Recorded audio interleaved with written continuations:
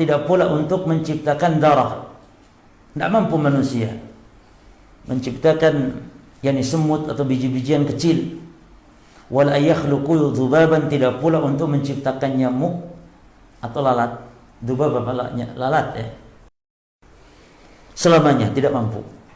Nah, jadi penciptaan yang disandarkan kepada manusia bukan mencipta secara hakiki, tapi mencipta secara nisbi,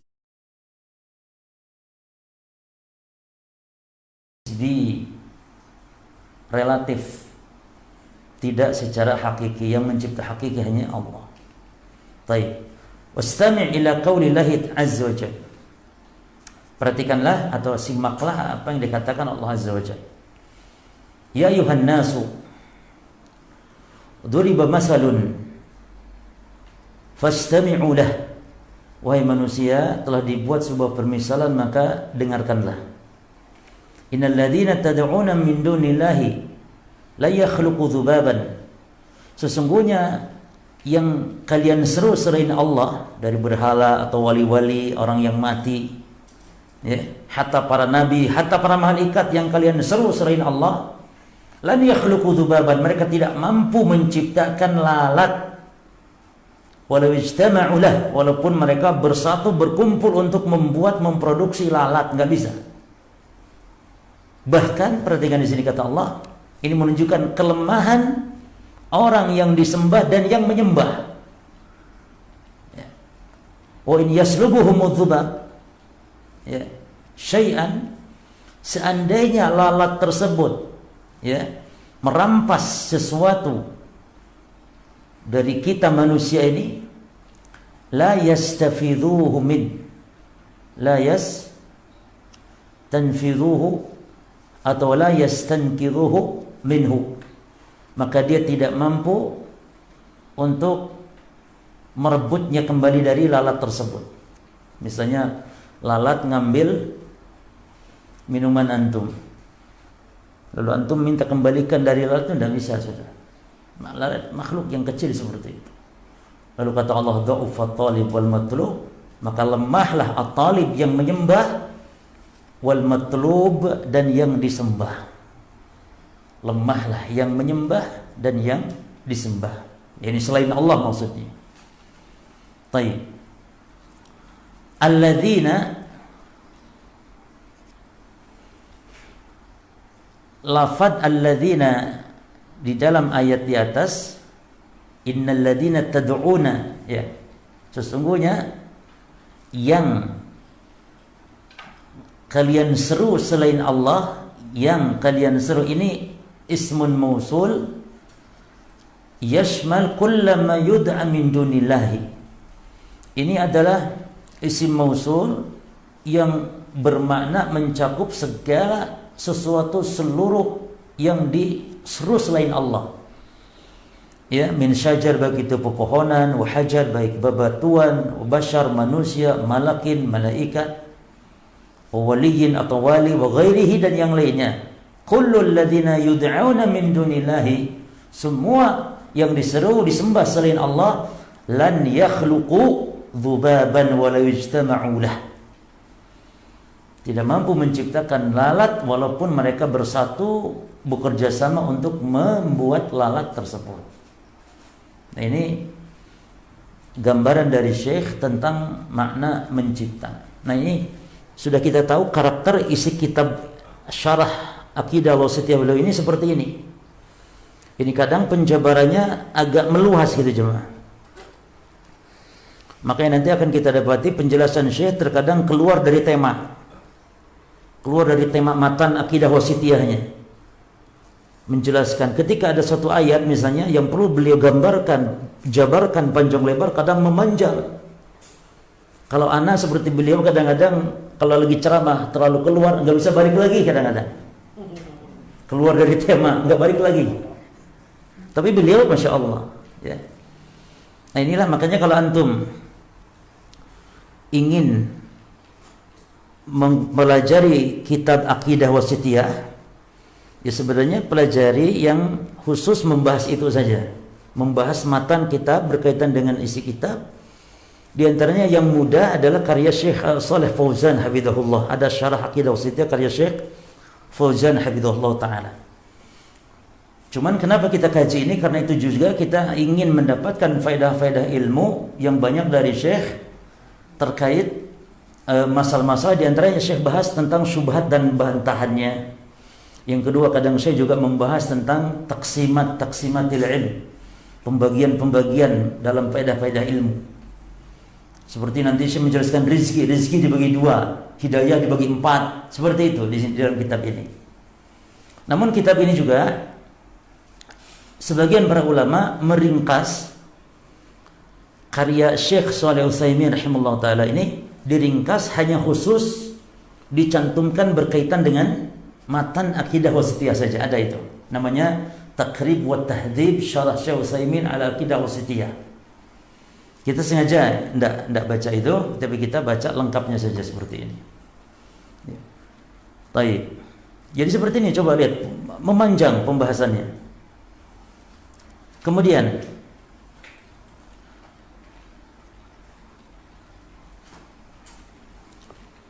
walau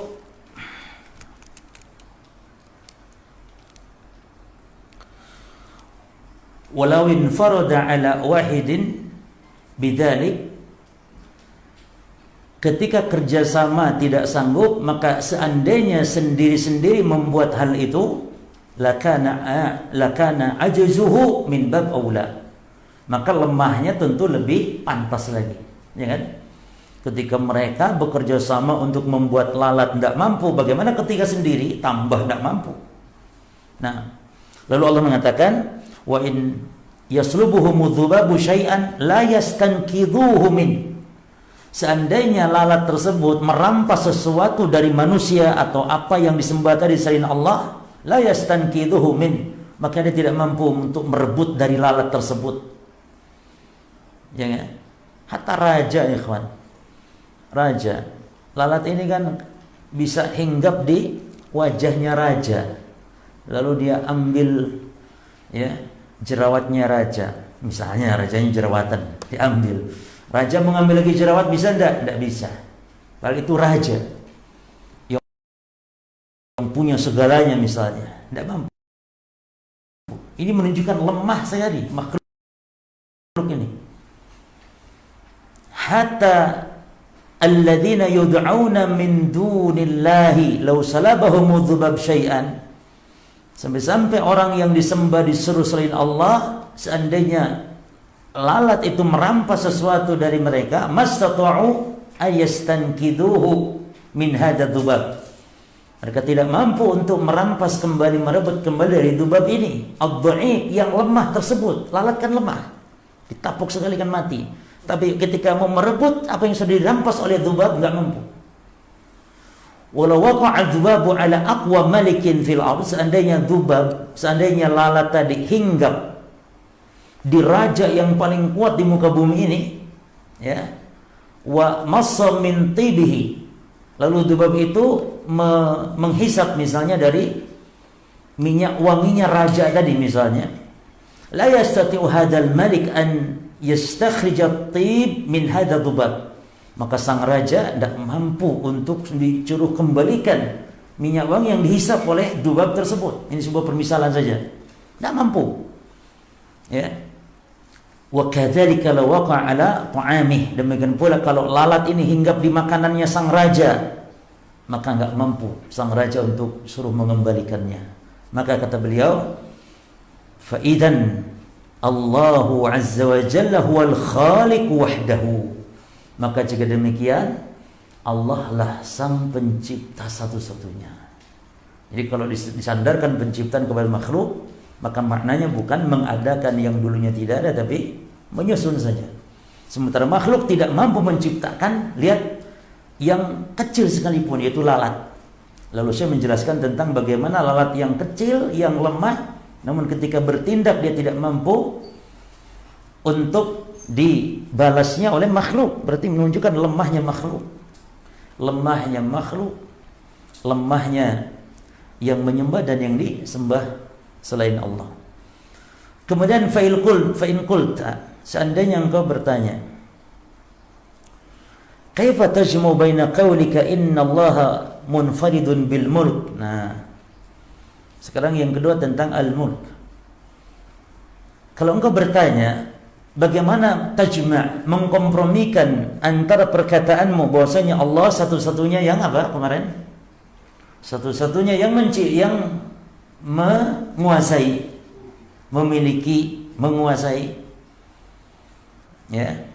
Wa baina isbatil mulki lil makhluqin, dengan penetapan kepemilikan dan kerajaan juga kepada makhluk. Katanya Allah satu-satunya yang menguasai, tapi juga kekuasaan itu juga ada pada makhluk. Bagaimana cara mengkomunikasikannya? Misal qaulihi ta'ala, seperti firman Allah Ta'ala, "Lau ma malaktum," ya, "au ma malaktum mafatihahu." Ya. Disebutkan atau apa yang kalian miliki, yang kamu miliki, mafatihahu, kuncinya. Ini kepada makhluk. Atau firman Allah yang lain, illa ala azwajihim aw ma malakat aymanuhum, kecuali hanya kepada istri-istri mereka dihalalkan, atau dihalalkan selain istri adalah budak-budak yang dimiliki, dikuasainya. Berarti ditetapkan seorang memiliki kuasa, seseorang memiliki kerajaan, ya. Fal jawabu, maka jawabannya sama dengan tadi secara umum para jemaah. Ya, kata beliau, fal jawabu annal jam'a bainahuma min wajhain, bahwasanya mengkompromikan di antara keduanya dari dua segi. Kompromi apa tadi maksudnya? Menetapkan satu-satunya Allah yang menguasai, memiliki, dengan kekuasaan kepemilikan juga ada ditetapkan pada makhluk, sama halnya mencipta tadi. Dari dua segi. Segi pertama, al-awwal, al-wajhul awwal, anna milkal insan, ini boleh dibaca milka, boleh dibaca mul, ya jemaah. Boleh dibaca mulka, boleh milka. Kalau mulka kerajaan, kalau milka kepemilikan, berarti sama maksudnya. Anna milkal insani li syai', bahwasanya kekuasaan, kepemilikan, kerajaan seseorang li syai' terhadap sesuatu, perhatikan, laisa aman syamilan, tidak secara umum, tidak secara menyeluruh. Ya. Li annani, karena bahwasanya aku, kata Syekh, amliku ma tahta yadi, aku menguasai, aku berkuasa hanya yang di bawah kekuasaanku saja. Kita sebagai suami berkuasa atas anak dan istri kita saja, tapi kita tidak berkuasa atas anak dan istri tetangga, kan begitu? Berarti kekuasaan makhluk terbatas, tidak seperti kekuasaan siapa? Allah. Kekuasaan Pak Jokowi hanyalah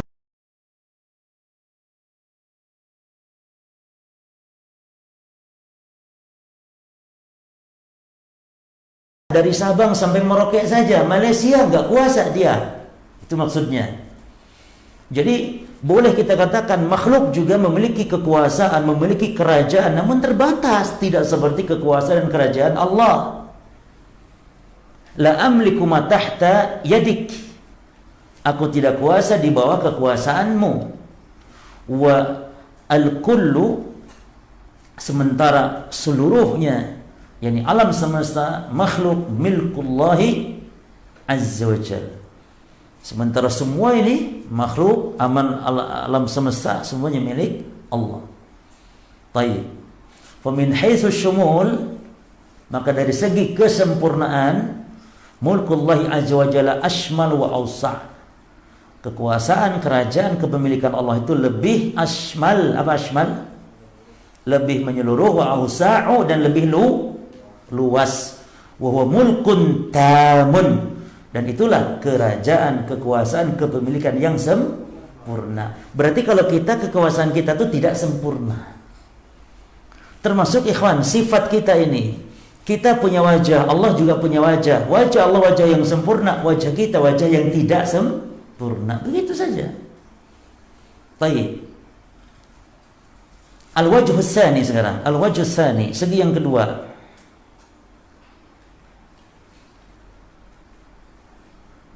anna milki lihada syai' wa laysa milkan haqiqiyan, bahwasanya kekuasaanku, kepemilikanku terhadap sesuatu bukanlah kepemilikan yang sifatnya hakiki, tapi nisbi, bukan hakiki. Atasarrafu fihi kama asya, yakni aku bisa melakukannya sesuai yang aku kehendaki, bebas, tidak. Padahal kita miliki itu, kita punya harta. Apakah antum bebas menggunakan harta antum? Bebas tidak? Tidak. Kita orang Islam.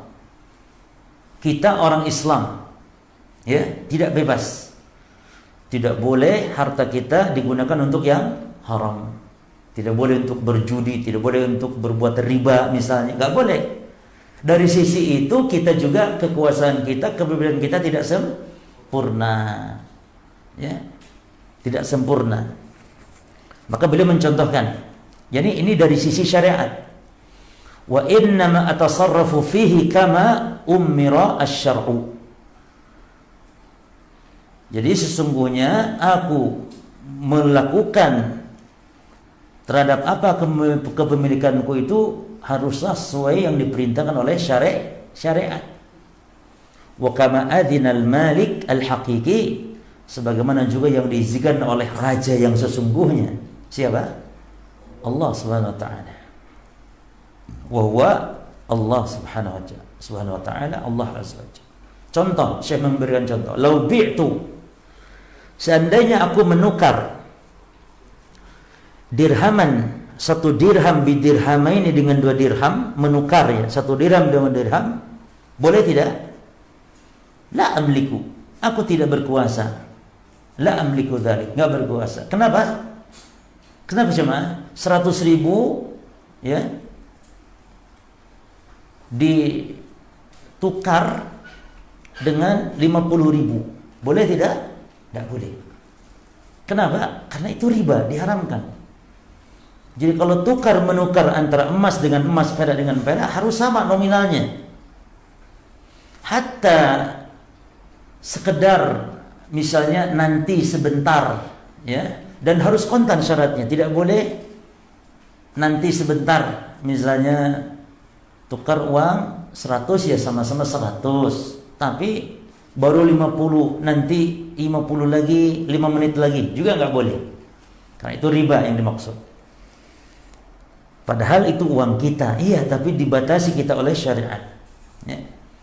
Jadi emas dengan emas itu syaratnya dua kalau mau ditukar. Perak dengan perak, rupiah dengan rupiah, dolar dengan dolar, itu syaratnya dua.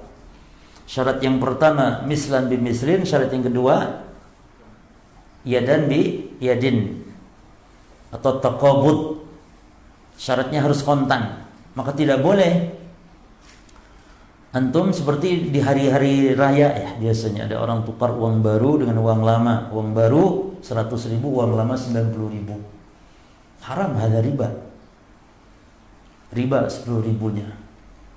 Ya.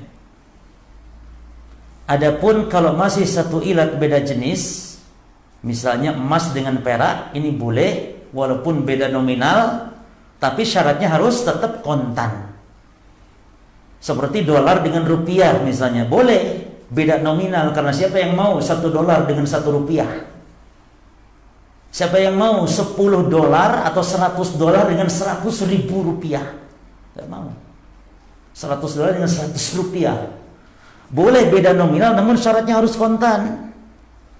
Tidak boleh dolarnya besok atau rupiahnya besok, harus kontan, termasuk emas dengan rupiah.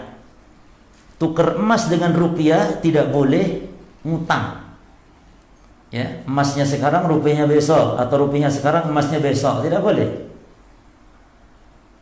Maka tidak bisa jual beli emas online. Ini dipermasalahkan oleh para ulama. Jual beli emas online.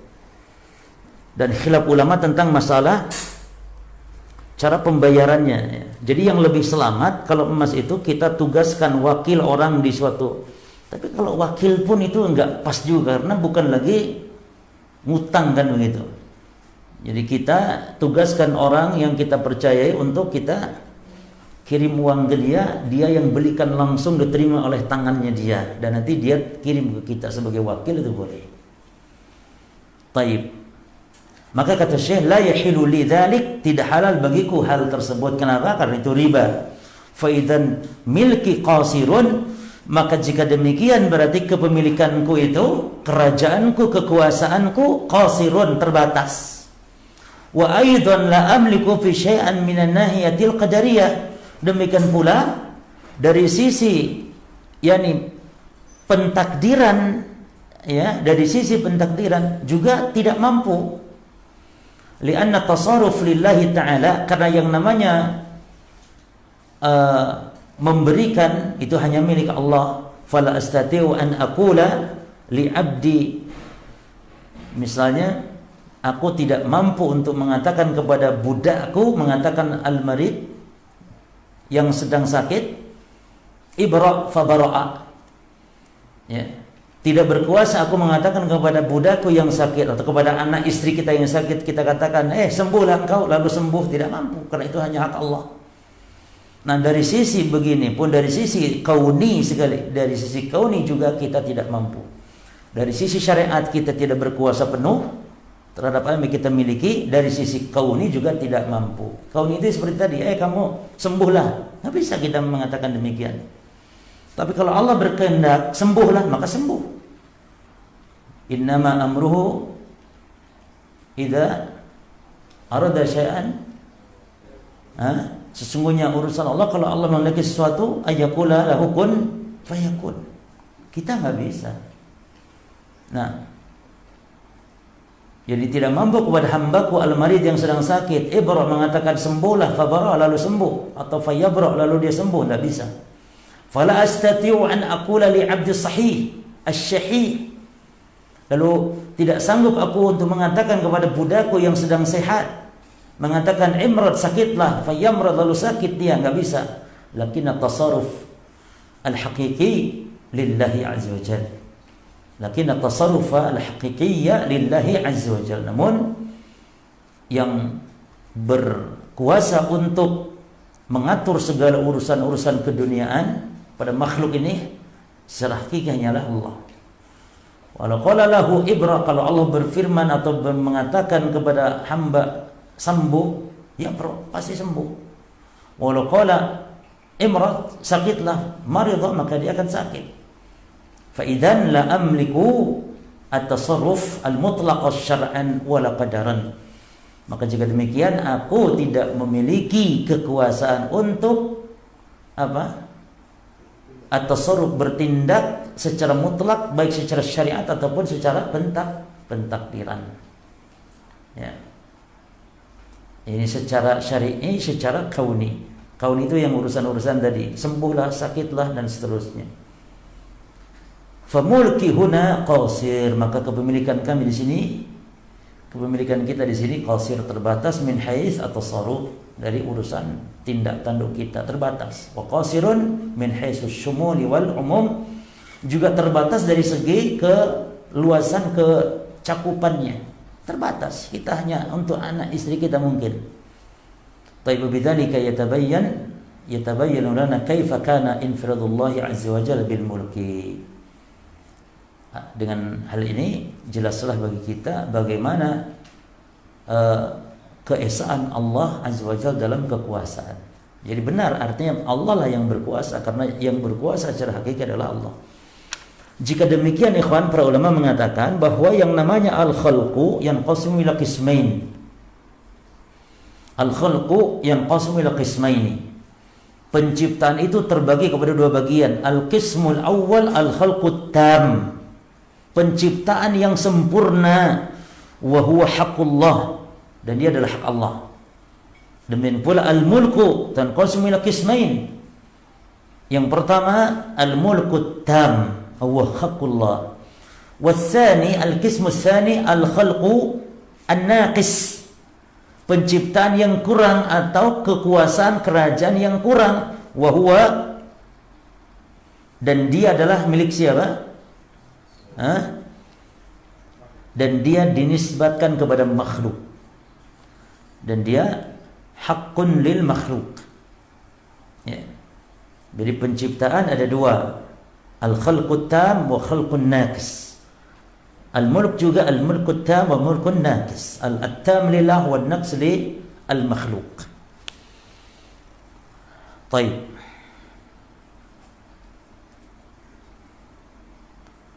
Kemudian fa in qult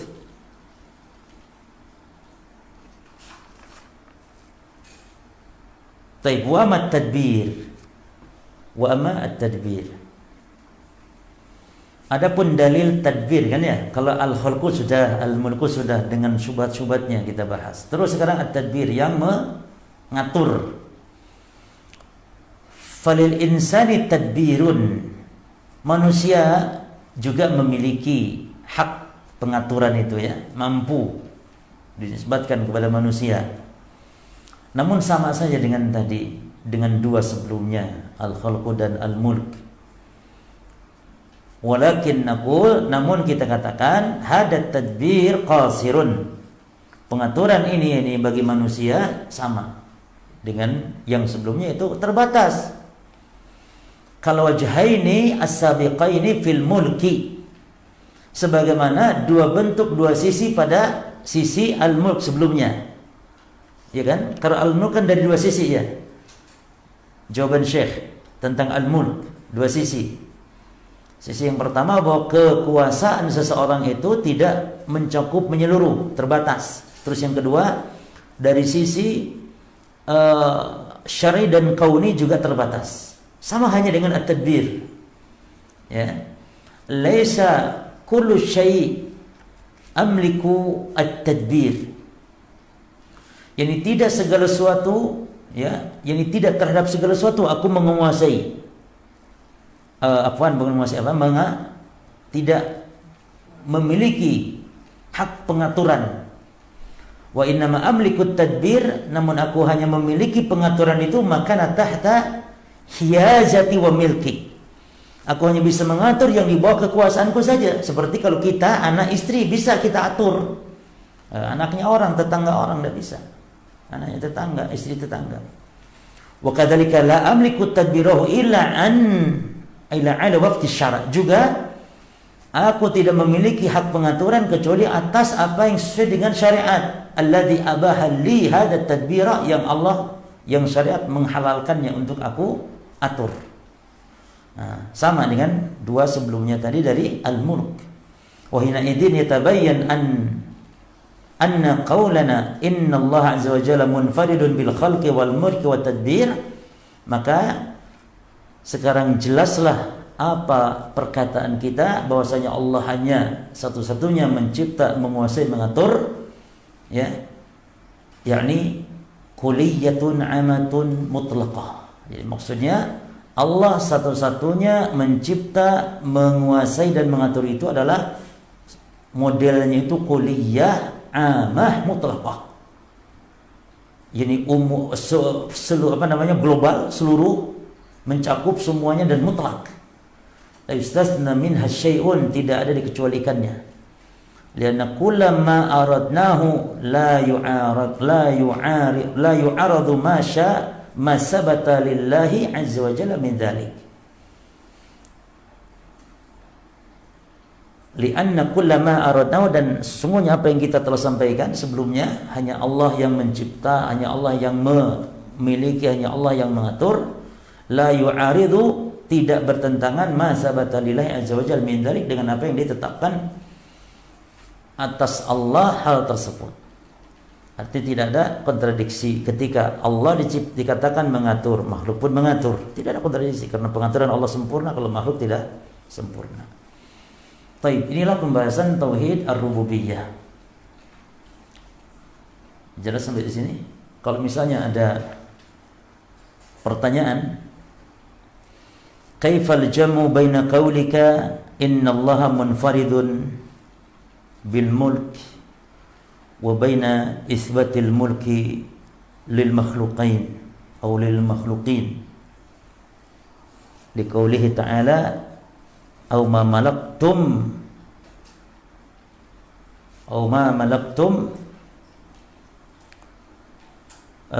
atau aw ma malakat aymanukum atau aw ma malaktum mafatihahu.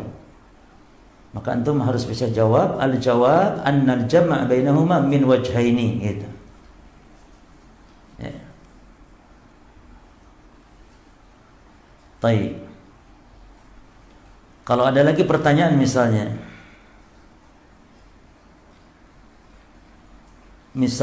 hunaka nususun tuthbitul khalqa li ghairillah. Di situ ada nas-nas yang menetapkan ada pencipta untuk selain Allah.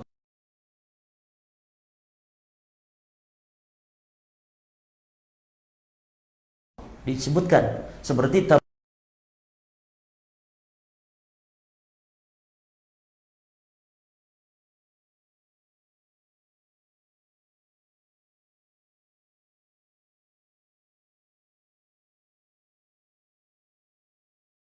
barakallahu ahsanul. Bisa jawab al-jawab kama dzakara Syekh. Al-jawab an yuqal innal khalqa huwal ijad dan seterusnya. Ya, innal khalqa huwa al-ijad. Nah,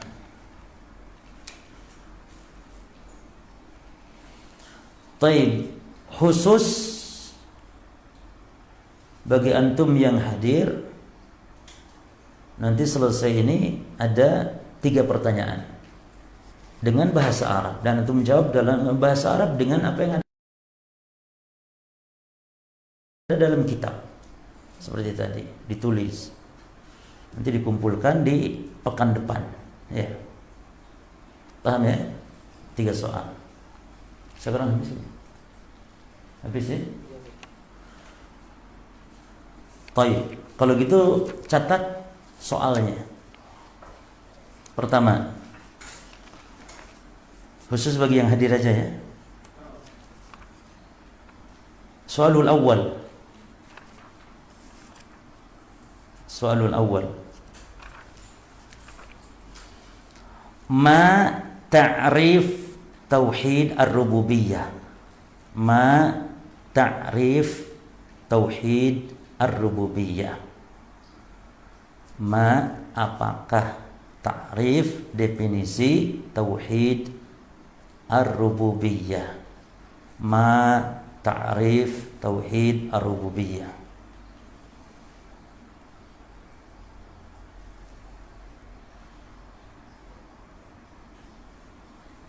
Baik, as-soal ats-tsani. Papan tulisan itu di mana? Hilang. Oh, ya nanti. Bisa nulisnya tadi? Apa coba? Ma ta'rif tauhidi ar-rububiyyati. Kalau pakai harokat, ma ta'rifu tauhidi ar-rububiyyati. As-su'alu ats-tsani. Pertanyaan yang kedua. Ma ad-dalilu. Ma ad-dalilu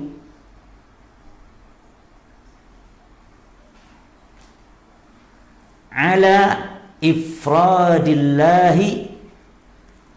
Ma dalilu ala ifradillahi fi hadhihi al-umur as-salasah. Fi hadhihi al-umuri as-salasah. Ma ad-dalilu, apa dalil? Ala ifradillahi, ala ifradillahi, yang menunjukkan keesaan Allah. Fi hadhil umuri, fi hadhihi al-umuri as-salasati, pada 3 perkara ini, yaitu apa? Al-khalqi, apa lagi? Al-mulki atau al-milki, lalu at-tadbir. Apa dalilnya? Antum tulis nanti al-jawabu titik 2 daliluhu qauluhu ta'ala kada wa kada. Soal terakhir 3. Coba engkau belenger. Apa? Atau 2 ya? 3 apa 2? Piro? Oh ya wis 2 wis. 2 ya 2. Wis. Tulis bahasa Arabnya, ikhwan, di kertas lembar, tulis nama, tulis apanya? Arabnya. Semampunya harus bisa bahasa Arabnya, tulis di kitabnya. Jadi cara antum memperlancar nulis Arab adalah dengan banyak nulis. Jangan ngetik pakai HP, makanya anak tulis di kertas. Atau mungkin tulis di kertas nanti dipoto juga bisa, kirim ke admin, bisa. Ya, tulis kertas lalu cekrek dipoto. Ya, mungkin gitu ya daripada ngirim anu. Kapan ngirimnya? Batas waktu kapan? 2 hari cukup. Berapa Bu, ibu-ibu, berapa hari? Hah? Seminggu kelamaan, masa cuma 2 saja loh. Ya. Tapi ala kuliah ditulis di kertas ya. Jadi supaya juga belajar menulis Arab. Ikuti saja, mengikuti. Ada di sini di kitab, diikuti. Dan jawabannya pasti ada di kitab ini, pasti. Nah, sudah saya ulangi pertanyaan pertama, as-soalul awal, ma ta'rif tauhidir rububiyyah. As-soalul tsani, mad dalil ala ifradillahi fi hadhihi al-umuri ats-tsalatsah, al-khalqu wal mulku wat tadbiru. Nah,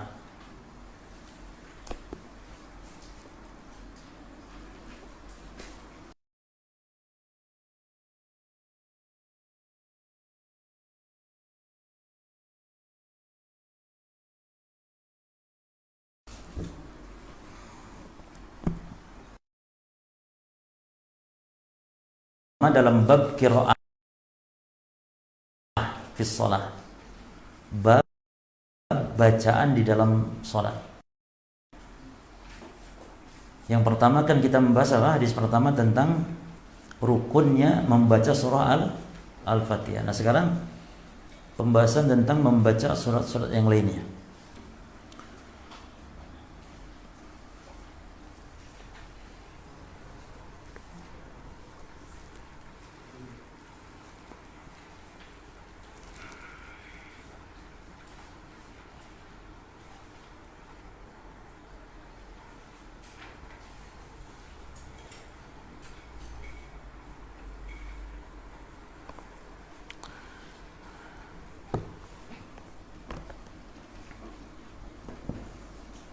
Baik, semaqala al-mu'allif rahimahullah ta'ala an Abi Qatadah al-Ansari radhiyallahu anhu, dari Abu Qatadah al-Ansari, semoga Allah meridhoinya, qala, dia berkata, kana Rasulullah sallallahu alaihi wasallam yaqra. Kana ini fi'il madhi naqis, kana ini yang kalau digandengkan dengan fi'il mudhari' maka kana ini berfaedah alal istimrar. Jadi berfaedah terus-terusan dilakukan. Ya. Maka menerjemahkannya, kalau misalnya kana Rasulullah sallallahu alaihi wasallam yaqra, kana Rasulullah sallallahu alaihi wasallam yaf'al kada wa kada, berarti adalah Rasulullah SAW biasa atau Rasulullah SAW senantiasa. Nah, jadi menerjemahkannya itu pakai senantiasa. Karena kana ditambah fi'il mudhari'. Kana yaqra'u, kana yaf'alu, kana yajlisu gitu ya. Baik. Jadi terjemahnya ini apa? Kana Rasulullah SAW yaqra'. Adalah Nabi SAW, beliau terbiasa membaca fi raka'atainil ulayaini. Membaca di 2 rakaat pertama. 2 rakaat pertama.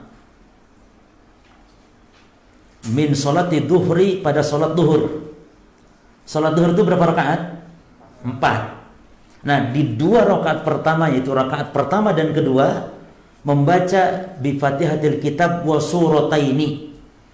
Membaca Al-Fatihah dan 2 surat. Berarti rakaat pertama Al-Fatihah, rakaat kedua Al-Fatihah juga. Gitu. Lalu membaca 2 surat. Berarti membaca apa?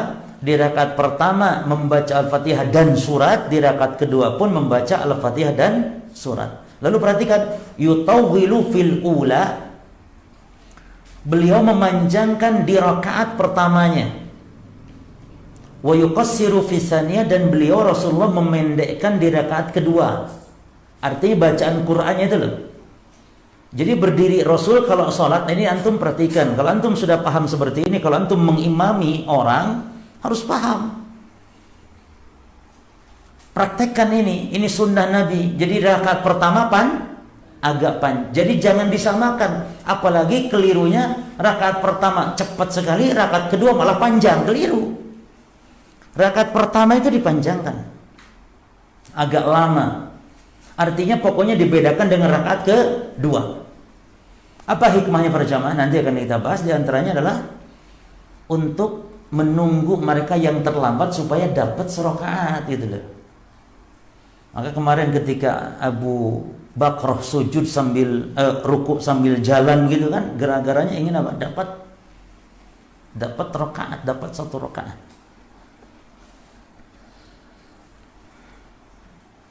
Kemudian wa yusmi'ul ayata ahyanan, dan Rasulullah memperdengarkan ayat-ayat yang dibaca. Ini salat apa tadi? Duhur asar. Salat apa? Duhur. Ya kan? Duhur. Salat duhur kan sirriyah, tapi Rasul terkadang memperdengarkan. Apa hikmahnya? Ya supaya orang tahu yang di belakangnya kalau Rasul itu enggak diam gitu. Ya Rasul itu membaca dan memperdengar itu maksudnya begini, Allahu Akbar, yang misalnya iyyaka na'budu wa iyyaka nasta'in ihdinas siratal mustaqim. Bukan berarti membaca seperti maghrib isya, bukan. Ya, ahyanan pun apa maknanya? Terkadang. Ahyanan itu jamak dari hin. Hin artinya waktu. Terus wa kana yaqra fil asri. Dan beliau juga terbiasa membaca di waktu salat asar batil kitab wa surataini yutawilu fil ula wa yuqassiru fis saniyah. Ya.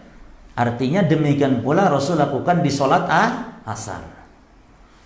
Wa fi raka'atainil ukhrayaini, adapun Rasulullah membaca di dua rakaat yang akhirnya, berarti rakaat keberapa dan keberapa? 3 dan 4. Beliau membaca bi ummil kitab, dengan Al-Fatihah saja, nggak ada ayat Qur'annya. Lalu kata siapa tadi hadisnya? Abu Qatadah, wa kana yutawwilu fi raq'atil ula min salatil subhi. Dan demikian pula Rasulullah SAW memanjangkan rakaat pertama di salat subuh, wa yuqassiru fi tsaniyah, dan memendekkannya di rakaat yang kedua. Taib. Jelas ya kawan ya, hadis ini nampak jelas? Taib. Kita ambil faedah. Pertama, masyru'iyatul qiraah. Disyariatkannya membaca surat Al-Qur'an ba'dal Fatihah, setelah Al-Fatihah di mana? Fi rak'atainil ulayaini, di dua rakaat pertama min salatid duhri wal asr, di salat duhur dan asr. Kemudian yang kedua, faedah dari hadis, anjuran istihbab tatwil rak'atainil ulayaini min ad-duhri wal asr aktsar min ghairihima. Anjuran untuk memanjangkan di dua rakaat pertama dari sholat duhur dan sholat asar lebih daripada dua rakaat yang setelahnya. Bahkan tatwilul ula aksar minas saniyah, dan rakaat pertamanya di dua rakaat pertama, paham? Rakaat pertamanya di dua rakaat pertama lebih panjang dari rakaat kedua di dua rakaat pertama tersebut. Jadi urutan panjangnya ala salatihi, karena di dua rakaat pertama ya, dan di rakaat pertama khususnya orang yang sholat tuh masih apa? Nasyidon. Apa nasyid? Nasyid to, pakai to. Lagi semangatnya, nggak ada yang ngantuk. Giliran kalau sudah tahiyat akhir itu kadang-kadang dia nggak balik-balik ya. Baik. Itu dari hikmah ya. Jadi itu hikmahnya, karena orang lagi pada semangat, maka dipanjangkan lebih mantap. Terus yang kedua di antara hikmah, hatta yudrikan nas ar-rak'ata tsaniyah, agar orang itu mendapatkan yakni rakaat salat, tidak masbuk gitu loh. Ya kan? Mendapatkan rukuk lah. Nah, itu di antara hikmah. Maka nanti disunahkan kita toleran kalau jadi imam, ya. Apabila mendapati orang yang terlambat, kita sedang ruku, kita kedengaran ada orang masuk masjid, kita sedang imam, ya kita perpanjang sedikit ruku, menunggu sampai nampak kelihatan mereka sudah sudah masuk ke shaf dan sudah ruku dengan tenang, baru kita agak dipanjangkan sedikit, tidak masalah.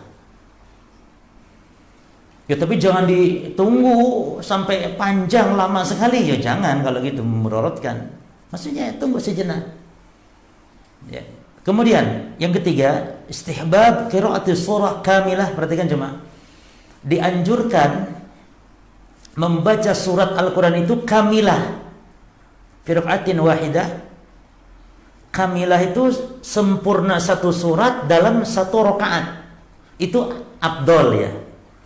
Tapi boleh juga gitu ya, membaca satu surat itu dibagi dua juga boleh.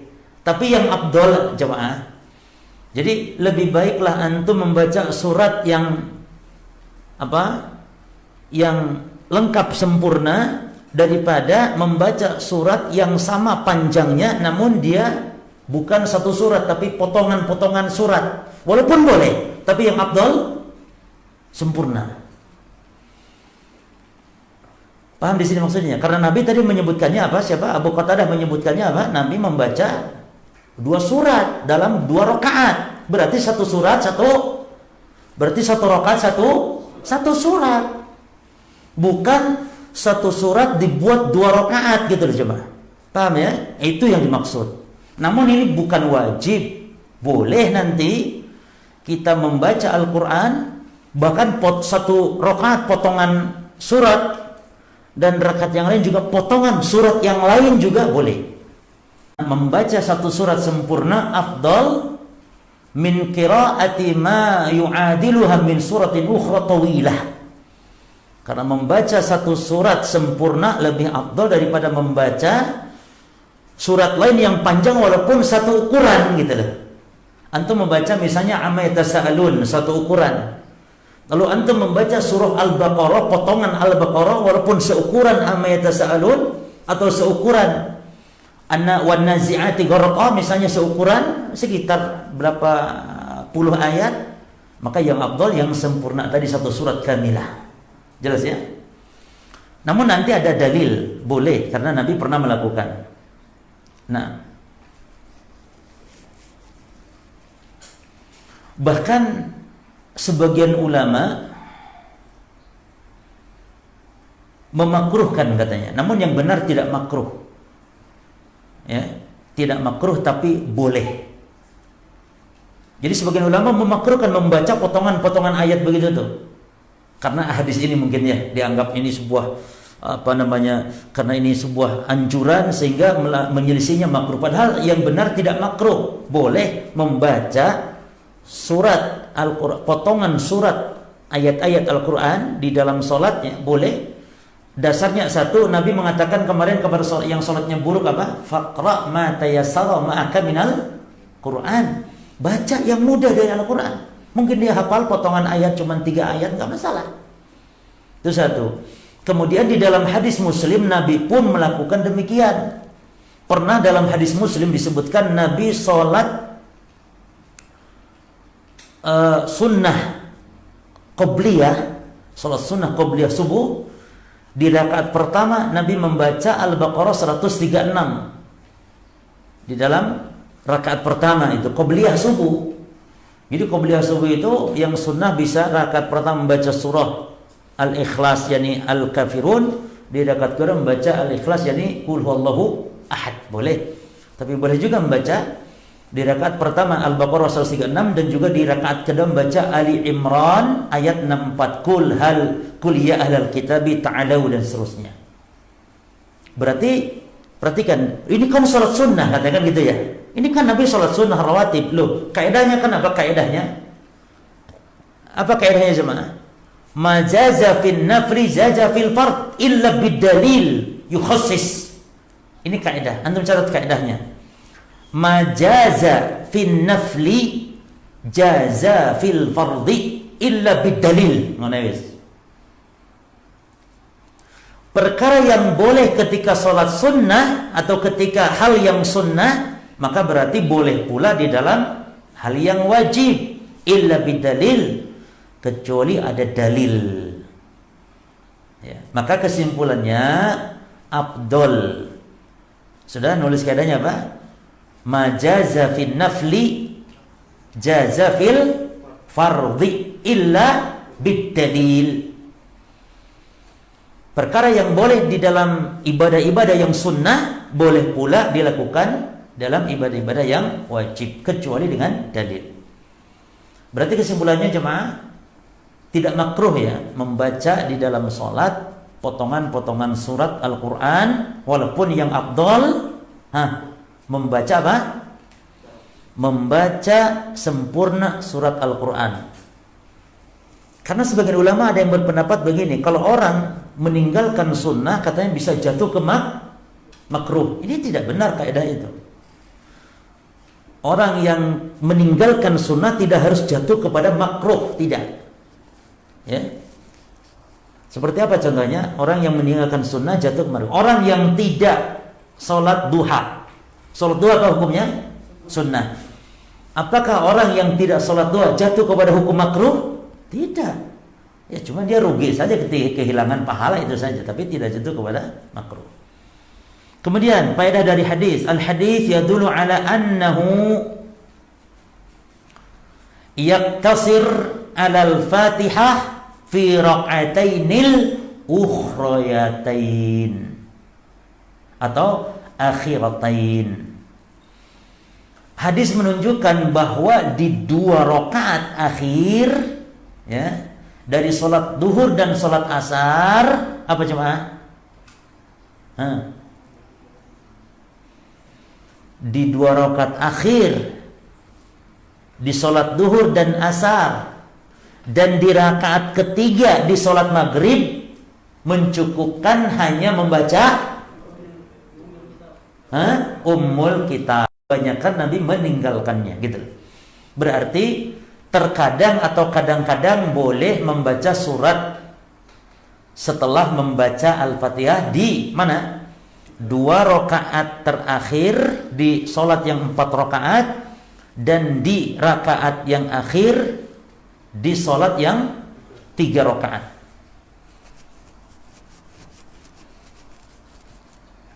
Ada ulama yang merojihkan, mentarjih, yakni memilih hadis yang sahih. Ini dia mengatakan bahwa hadis Abu Qatadah, hadis kita ini, itu yang lebih kuat, katanya lebih diambil daripada hadis Abu Sa'id. Dari sisi mana kuatnya? Hadis Abu Qatadah ada hadis Bukhari Muslim, di dua-dua tempat ada. Tapi hadis Abu Sa'id yang mengatakan Nabi juga membaca surat di 2 rakaat akhir, itu hadis hanya riwayat Muslim saja, Bukhari enggak meriwayatkan. Jadi lebih kuat mana? Abu Qatadah, hadis kita ini. Sebagian ulama begitu. Namun kalau mau menggabungkan dipakai karena hadis sahih ya. Hadis juga Muslim, hadis sahih, hadis Abu Sa'id. Bagaimana cara menggabungkannya? Bahwa Rasul sallallahu alaihi wasallam ahyanan terkadang apa? Terkadang membaca surat setelah Al-Fatihah dan terkadang Nabi tidak membaca, namun yang lebih banyak tidak membaca surat